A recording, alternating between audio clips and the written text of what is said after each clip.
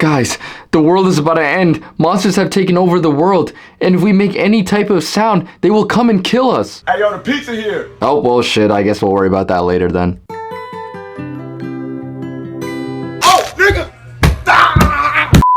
A Quiet Place Day 1 has been released, and I gotta say, this is definitely the worst out of the three, but it's still a solid movie. I don't think this movie really excels in really anything. I just think it's solid all around. This movie follows a woman named Sam that has cancer, and she lives in a nursing home just outside of New York City. The nurse that takes care of her had this great plan to bring her and a couple of the other patients to the city to watch a play and get pizza. And of course, since this is a movie, the time that they go into the city is also the time that the world gets invaded by aliens that if they hear you make a sound, they will come and kill you. You know, just an average day in Texas. This is the main plot of the movie. A woman with cancer trying to survive in a city where there are monsters that will kill you if you make a sound, and she is trying to make it to a boat and survive. At least, that's the logical thing to do. But the actual goal for the movie for Sam is, even with the world basically coming to an end, you know, all these horrors happening around her, people dying, families being separated, buildings collapsing. You know what Sam says to all that? Fuck that shit. I came here to this city for pizza, and no monster, no nothing is stopping me from getting a slice of pizza. I'm telling you, I understand why she did it. She has cancer, so she's already going to die. And also, the pizza means a lot more to her because her late father owned a pizza restaurant, so it holds some sentimental value to her. You know, she's already kind of made peace with her life, and it's the one last thing she wants to do. Like, I get it, don't get me wrong, I get it, but it's fucking stupid. Watching the movie and seeing them run for their life and escape tricky situations, in the back of my mind, I'm just thinking, they're doing all of this to get a pizza. I gotta say this again, I understand it. It's not really about the pizza itself, it's more about what the pizza means to her. But still, it's a damn pizza. This movie is classified as a horror movie, so you know what that means. It's scary? No, dumbass. Characters just make brain-dead decisions left and right. Sam and a whole bunch of people hide inside of a building, and when things started to calm down a little, she and a couple of people got to the roof of the building to look around. Keep in mind, everyone at this point knows that the monsters will kill you if you make a sound. So they make it to the roof and basically just see hell. New York City is on fire and it looks like the end of the world.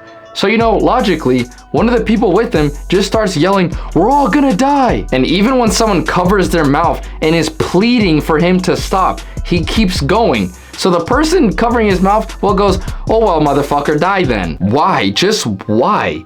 It would be scary, and don't get me wrong, I would talk this big talk now if this thing were ever happen. I would be like, I wouldn't be scared. You know, I would just thug it out. But in reality, I would probably just shit my pants and freeze in place. But if there's one thing I wouldn't do, even if I think there is no hope, is start yelling and get me and everyone around me killed. Like, in what planet is that even a thought to do? What normal person is doing that? That's why I always think in these movies, I would definitely just try to be by myself at this point. I would not trust anybody to keep their mouth shut or just to not hit something by accident or something. If I was in the Quiet Place, I would just be by myself. There's more dumbass decisions, don't worry. An announcement was made by a helicopter that the Death Angels, which are what the aliens are named, fire ass name by the way. The Death Angels can't swim, so the government is loading people on boats at the South Dock. Alright, great plan. People just gotta find a way to get there. So what's the bright idea to get there? Hundreds of people are going to walk in a group on the street.